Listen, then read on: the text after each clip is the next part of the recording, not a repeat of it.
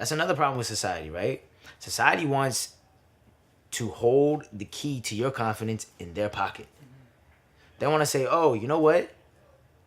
I know you feel like you should feel good about yourself and you should feel like you're a king and you're confident, but relax, we'll let you know when. And then once you do like a certain like esoteric amount of accomplishments, that's when society will be like, you can feel good about yourself now. You can talk that shit now. Fuck that and fuck y'all. I'm gonna talk my shit till I motherfucking die. I'm not waiting for y'all to tell me, give me the green light on my own confidence. How you gonna green light my confidence? Y'all are tripping. Yo, shout out to Montreality. It's long overdue. You know what I mean? We're in Montreal at the Oshiega. It's Russ.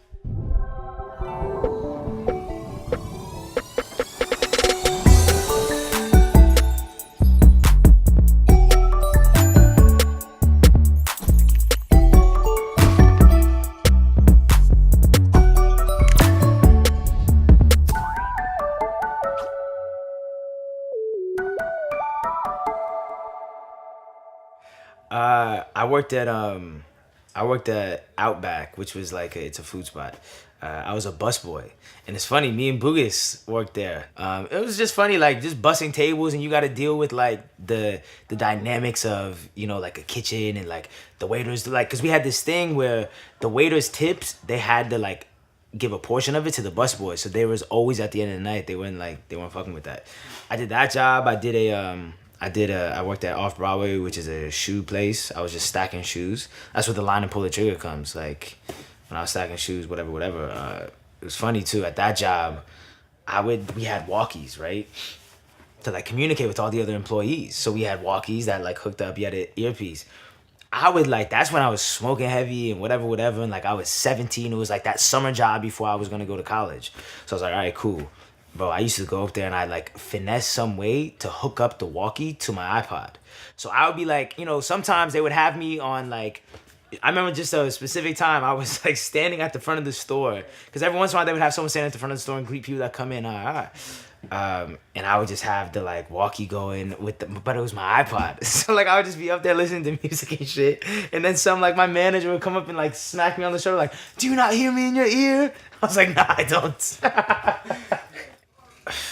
Man, when I was 17, around that same time, kind of when like, the vision of actually doing this hatched was at like 17. Like the inception of it was, when I was like 6 or 7, writing raps in a notebook and stuff like that. But like the really proactive, like conscious, going after it started at 17. And I read Napoleon Hill, the Magic Ladders of Success, I think is what it's called. And then Deepak Chopra, 7 Spiritual Laws of Success, The Alchemist by Paulo Coelho. You know what I mean? Those are like super big Bibles. And then later on I read 4 Agreements and stuff like that. But those were like super, super important to kind of forming the mindset and just using those tools to really make what you want happen. Like you said, law of attraction, it's about speaking things into existence. You got to understand that your thoughts are not just these like whimsical things that have no weight and carry no weight in the universe. Your thoughts are things. Your thoughts are like, they hold weight.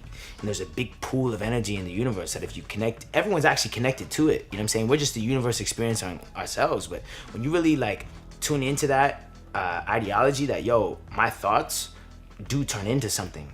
If I believe in it and I put the right energy behind it, you can really make what you want to have happen. Exactly like you said, law of attraction. We got what we wanted out of life. It's our intention. Our intention is everything. Nothing happens on this planet without it. Not one single thing has ever been accomplished without intention. People might think, right, this whole thing called mumble rap is running rap. It's not, bro. You know when you should really be concerned? Is if some of that mumble rap shit is the biggest shit in rap.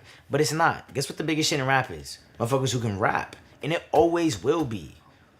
It's like trying to say that the best basketball player in the world at some point will just be the one who does the flashiest and looks the coolest. It will never. It'll always be the one who performs the best, who puts up the most amount of stats. That's how it always is. Like, I don't care. Like, if you can't rap like that, you're not going down with the best. You're not ever going to be the biggest. You're going to plateau because that shit has a ceiling. You know what I'm saying? But people like Kendrick and Cole and Drake, those motherfuckers rap. You know what I'm saying? They rap. This is rap. I get it. I'm with all, like I said, our generation, we have a foot in the new, foot in the old. So I get the shit. I get it. You know what I'm saying? I'm cool with something, like, I get it. But at the end of the day, like, you're not gonna be the biggest. You're not getting to that point. You're just not. It's just not gonna happen because you can't rap. It's like trying to say I'm gonna be the best in the NBA, but like once you get past the cool headbands and sweatbands I wear, I can't play ball. It's never gonna work, bro. Because once you go up against a dude who can play ball, he's gonna dust you. It's not ever gonna work. You have to rap. Hip hop is in a good place because motherfuckers who rap their ass off and who write amazing songs are running the game. And that's how it's always been. The ones who don't aren't. And that's also how it's always been. I just feel like now everything is so premeditated. From like, think about it, right? Before you even go on a date with someone like that, you know what I mean? You probably know their past 3 ex-boyfriends' names. You probably know the last 4 jobs that they had. You probably know what their favorite color is. You probably know where they like to vacation. It's like, damn, what are y'all about to talk about on this first time you meet? You gotta hope for that kind of like shit that's so hard to find, which is you just meet them on some fate, whatever shit, if you believe in that. But I mean, it was cool. Like you were really, like, back then, it was really about human interaction. There's a lot less human interaction, like human to human interaction. I think people are not that great at being social anymore in person. I think you meet a lot of funny people online and a lot of pretty people online, and I think they're not that cute and not that funny in person. Because that's not how they're trained. They're trained to sit there and come up with a clever tweet that's gonna make you laugh. But in person, ain't no motherfucking time to come up with your clever ass tweet. Are you funny right now? You're not funny because you don't got 10 minutes to like come up with, you know what I mean? Like put together 4 pictures on Twitter that all coincide with each other that create this hilarious, you know what I mean? Like, I don't know. I just think that human interaction is missed. But I like our generation, like the 24, 25-year-olds and shit like that, because I feel like we're the last generation, and not even the last, the only generation that has a foot in the new shit and a foot in the old shit. We're the only one who understand, like, yo, I get like the human interaction shit, but we're also the first ones that were there for the blow up of the technology and the social media shit. So like, it's dope. We're the only, that's why I think our generation is super, super special. Shit. Mentally fucked the shit out of her.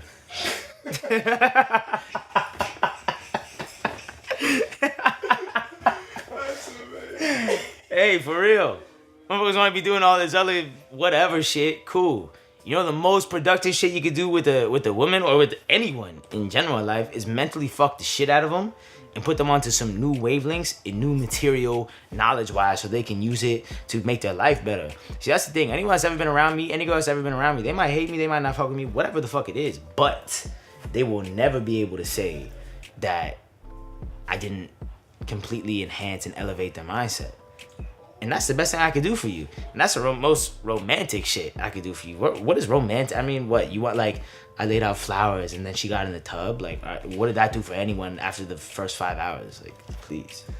And you're going to get let down. Because if you place love onto a surface value gesture, and if you place trust and worth onto, oh, if he buys me a purse, he loves me. Or if he takes me out, he loves me. If he gets me flowers, he loves me. Cool, you're gonna get let down every time. What you need to look at is the beneath the surface shit. Does he fucking enhance your mindset?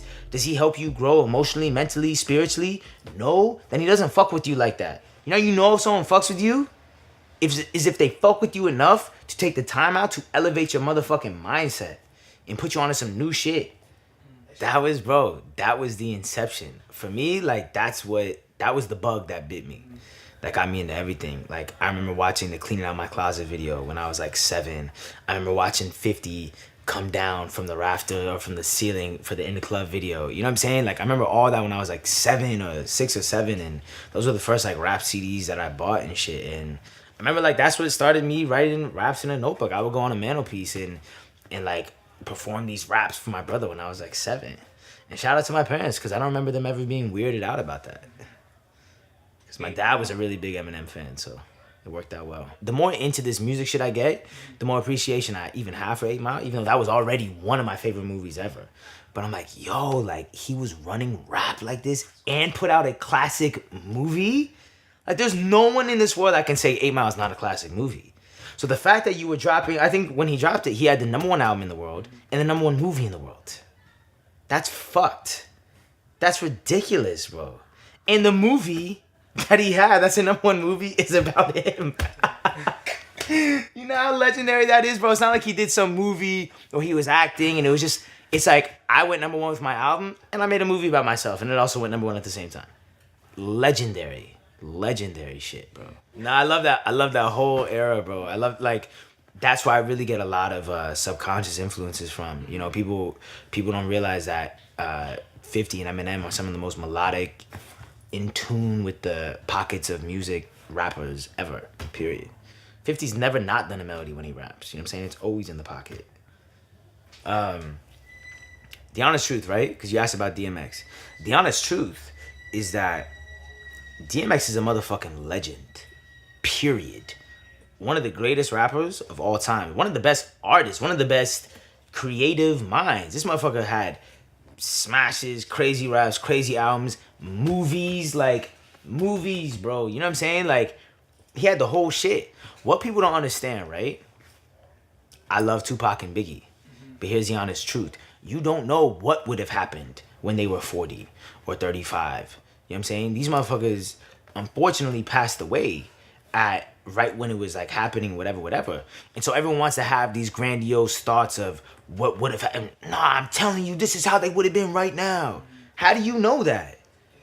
Because who knows? What happens if Biggie and Tupac lived till they were 40? Y'all probably would be sleeping on them. Like, if you look at the trend of hip-hop, right? Look how motherfuckers try and play Lil Wayne. Look how people try and play DMX. Look how people try and play the legends. Why? Because they lived long enough for you to not fuck with them. And that's the reality. That's the reality. Sometimes it's better to burn out than fade away. Y'all motherfuckers want to act like everyone loved Michael Jackson. He was the butt of the joke. Because y'all motherfuckers lack respect for legends. Y'all want to wait till legends die before you start saying, oh, nah, don't you ever say anything bad about Mike. Shut the fuck up. He was just the butt of the joke. He was on every South Park episode. He was on every SNL. You know what I'm saying? Like, he was the butt of the joke. And then he dies, and now y'all want to give him his credit? You know what I'm saying? Like, nah, I just think that that's fake as fuck.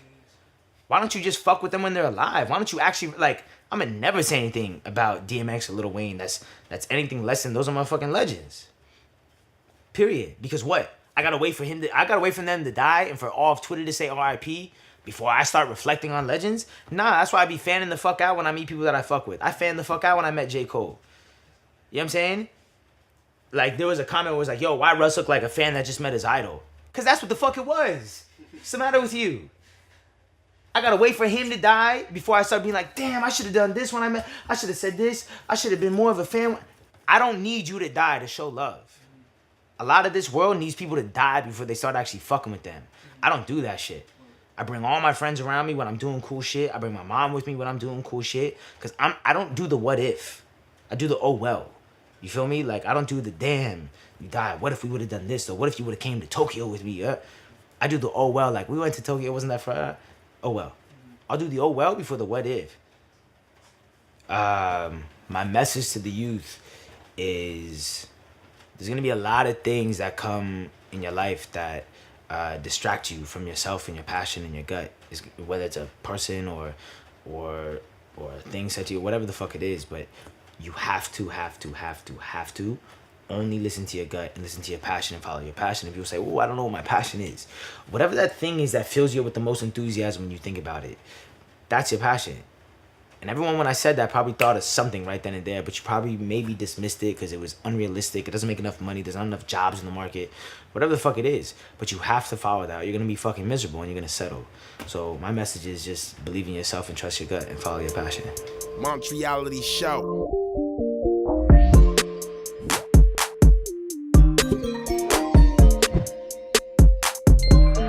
So a lot of people don't know that the law of attraction goes hand in hand with the law of detachment. You know what I'm saying? People think like, oh, okay, like, you know, I just gotta think about it, it's gonna come to me. But in all reality, you gotta let go of that thought into the universe for it to come back to you.